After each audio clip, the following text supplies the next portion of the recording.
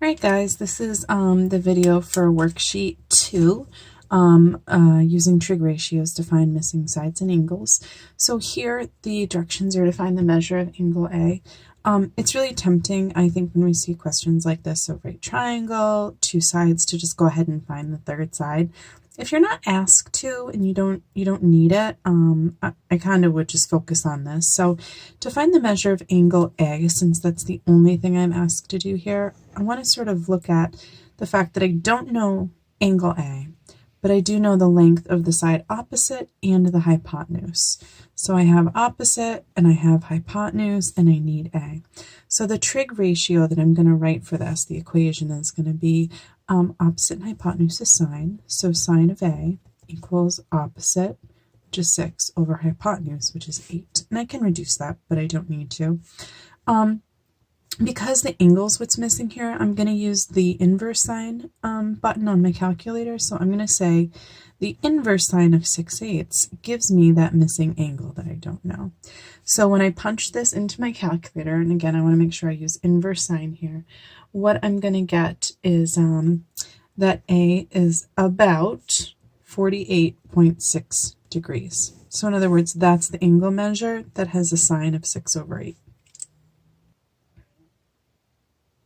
And on to question number 3. Again, we're just going to do the odds on this worksheet. We're asked to find the measure of angle B. So again, I don't have the angle measure, but I do have the adjacent side and the opposite side. So don't have the hypotenuse here. So I want to think about opposite, adjacent, that's tangent. So the tangent of B is opposite over adjacent, which means that the inverse tangent of 15/4 is angle B. And again, when I plug this into my calculator, what I'm going to end up getting for B is about 75.1 degrees. Question 5, I'm looking for angle Z up here. So compared to Z, I have opposite and adjacent. So again, that's a tangent function. So the tangent of Z is opposite over adjacent, which means the inverse tangent of 7/13 gives me angle Z.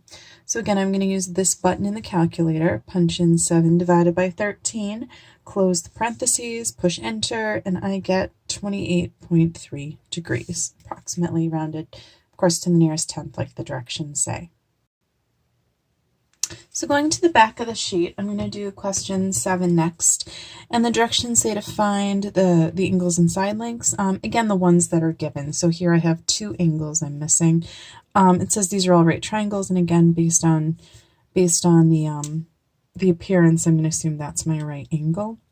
If I am looking, say, for X, I have opposite and I have adjacent. So let's see if I'm going to find X. I'm going to just look at my little cheat sheet here where I already did all this work in the calculator.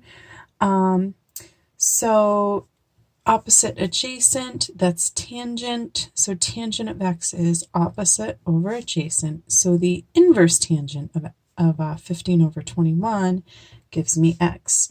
So X is going to be about 35.5 degrees. So I don't have to do anything really special to find Y because it's just going to be a simple subtraction. I could use I could use tangent of Y as well. It'll be 21/15. Or I could just subtract this from 90. Either way, I'm going to get the same answer, which is going to be 90 minus 35.5 degrees, which is, I believe, 54.5 degrees. I'm just going to double check that just because it's been a long day and I just want to make sure I'm giving you guys all the right numbers.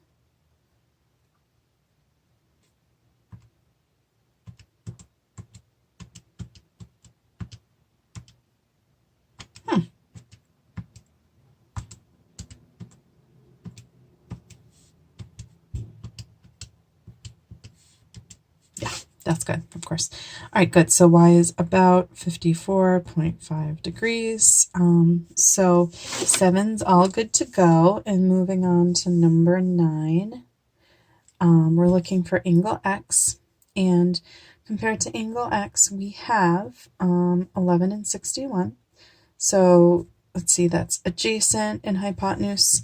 Adjacent and hypotenuse is cosine, so cosine of x is adjacent over hypotenuse. Okay. So that means the inverse cosine of 11 over 61 gives me angle x.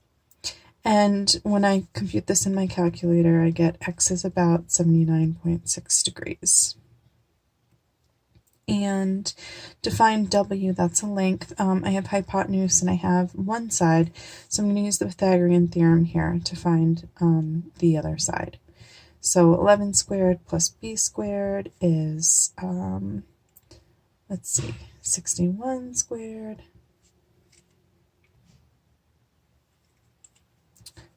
So let's see, 61 squared is 3721. If I subtract, this is a 121 here.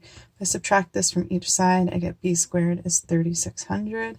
That's a perfect square. B is 60. So this is actually a Pythagorean triple, which is really cool. I mean, who would have known 11, 60, and 61 is a Pythagorean triple, but looks like it is.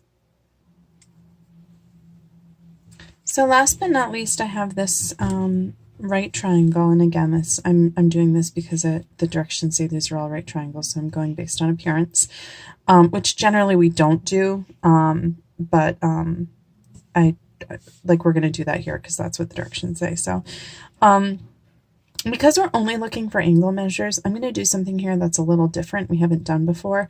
I just want to point out, if I'm looking for a side length here, what I'm about to do will not work. What I want to do is to find these angle measures, I want to recognize that any triangle that's similar, let's say this one, okay, would have the same angle measures, right? Triangles that are similar have all the same interior angle measures. So what I'm going to do is I'm going to scale down these values into something more manageable. For example, I could draw a similar triangle. So the sides are all proportional, the angle measures are congruent, and I take I scale this down. So something really easy to scale this down by would be 100. So now I have a 12 and a 15, okay? So in other words, the angle measures in this itty-bitty triangle with lengths of 12 and 15 are the same as the angle measures in this great big triangle with these lengths of 1200 and 1500. But by doing it this way, I can really just kind of deal with the trig ratios a little bit better. It really won't matter because if I'm going to end up dividing these, and so that those hundreds will cancel out. But if I just want to be dealing with some smaller numbers, I can do it this way. So compared to x, I have opposite hypotenuse. So I'm going to say sine of x is opposite over hypotenuse. And then I'm going to do arc sine of x to get that answer. And unfortunately, I didn't do this one in advance, and I don't have a calculator that can do this for me. But if in your calculators you do inverse sine of this number, you're going to get the approximate angle measure for x. And then to find y, you simply subtract that from 90 degrees, and you'll get these two angle measures. So pretty straightforward. I want to say, I could be wrong, but I want to say 12, 13, 15 might be a Pythagorean triple, but I can check that real quick. So 12, 13, 15 is not, but 9, 12, 15 I believe is. So I think that's a 9, because in that case I'd have 81, which you can't see me right, plus 144 equals 15 squared is 225, and I think that actually works out, because I think that's 22 and 5. So this is a Pythagorean triple. The only benefit to doing that is just thinking about the fact that 12 is close to 9, a little bigger, but in other words, these angle measures shouldn't be really dramatically big or small compared to 90 degrees. So they're probably not going to be 15 degrees or 75 degrees. They're probably going to be closer to 45 degrees than not, just based on the fact that these two side lengths are not dramatically different from each other.